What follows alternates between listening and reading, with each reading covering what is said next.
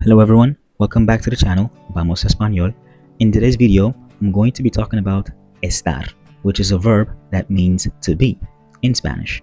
But wait, I thought ser was to be in Spanish. Well, it is, but estar comes with its differences. Now, if you missed my video on ser, I'll leave a link in the description or you can tap the card if it appears. So, ¿listos para aprender bien el uso de estar? Pues vamos.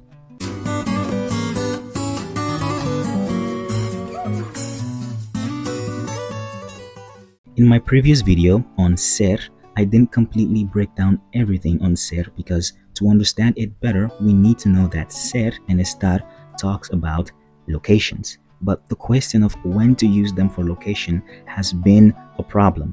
But not to worry, where there's a will, there's a way, and I'm going to share with you all one rule that can be helpful to use ser and estar for locations. Ser is only used for locations when it talks about the locations of events. And by events, I mean things like parties, concerts, weddings, and all that. While estar is used to talk about the locations of people, objects, and places, usually when the locations of the person or the object is temporary. Now, here's a conjugation chart for estar so you know how to use it for the different subject pronouns. Let's take some examples. Where in Spanish is donde, and wedding in Spanish is boda. So if I want to ask where is the wedding, I'll simply say donde es la boda. Why? Because boda falls under the category of events, and we would never say donde está la boda.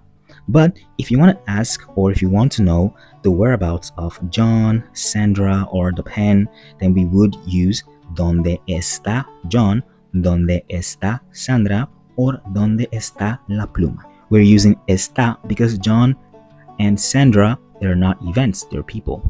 Let's see if you can do this one. The party is in my house tonight. And where is the bathroom? You can leave your answers in the comment section and we'll see how you did. Ser is used for locations of events only, and estar is used for locations of people and objects at the moment. Here are some prepositions of places or locations that can help you identify where or the location of a person or a thing at the moment. Now, you can pause the video to take them all down, or you can take a screenshot if you please. Here's a little quiz for you to know how to identify these items. ¿Estás listo? ¿Dónde está la casa? La casa está entre el banco y la iglesia. ¿Dónde está la mochila? La mochila está en la mesa. ¿Dónde están las llaves?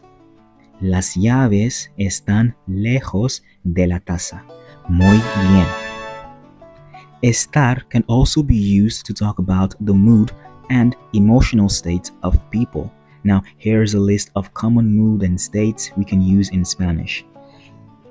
Now, let's play a little game to identify the emotional state and being of John, Mark, and Carla.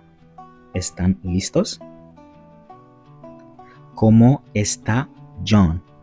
John está triste. ¿Cómo está Carla? Carla está enojada. ¿Cómo está Mark? Mark está feliz. ¿Y tú? ¿Cómo estás? Let me know in the comment section. Now, estar can also be used to talk about a progressive or an ongoing action in Spanish. You know, actions that require you to use the ing in English. But how do we get the ing version in Spanish? Here's how we do it. We have AR verbs, ER verbs, and IR verbs. We're starting with the AR verb. Now, AR verbs are verbs that end with AR. So for the AR verbs, what we simply do is that we take away the AR and then we add ando. For example, hablar.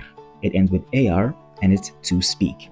But if you want to get speaking, we will take away the AR and add ando and we get hablando. Another example, estudiar, to study. estudiando, studying. Escuchar, to listen. Escuchando, listening. Now, we do the same thing for ER verbs and IR verbs, which share the same ending, which is yendo. Okay? So, comer, it ends with ER. So, what we do is to take away the ER and add yendo. So, comer, to eat, eating, comiendo. Vivir, to live, living, viviendo. Now, a simple formula to always remember that after estar, we have the gerund, which is going to be I'm doing something, or I'm eating this, or I'm speaking. The formula is estar plus gerundio.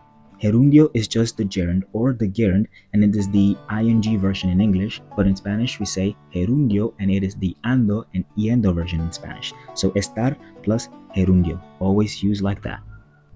So now, how do we say I am eating in Spanish? Estoy comiendo. How about she is speaking in Spanish?